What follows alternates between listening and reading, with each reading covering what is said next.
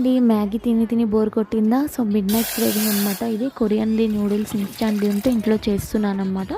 So, ఇది వచ్చేసి spicy అనమాట. చాలా స్పైసీ ఉంది. కానీ చాలా బాగుంది టేస్ట్. సో, స్పైసీ లెవెల్ ఉన్న వాళ్ళకే షేర్ చేయండి వీడియో.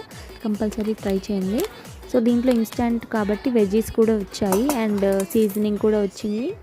అండ్ దీంట్లో మ్యాగీ లాగా ఇది ఒకటి వచ్చింది. వాటర్ బాయిల్ అయ్యేలోపు ఇవన్నీ కట్ చేసి పెట్టుకొని దీంట్లో మనం ఇన్స్టాంట్ వెజ్జెస్ వచ్చాయి కదా, సో అవి వేసుకోవాలి. మష్రూమ్ కూడా వచ్చింది దీంట్లో అండ్ సూపర్ ఉండే అండ్ టేస్ట్. డెఫినెట్లీ ట్రై చేయాలి మీరు కూడా.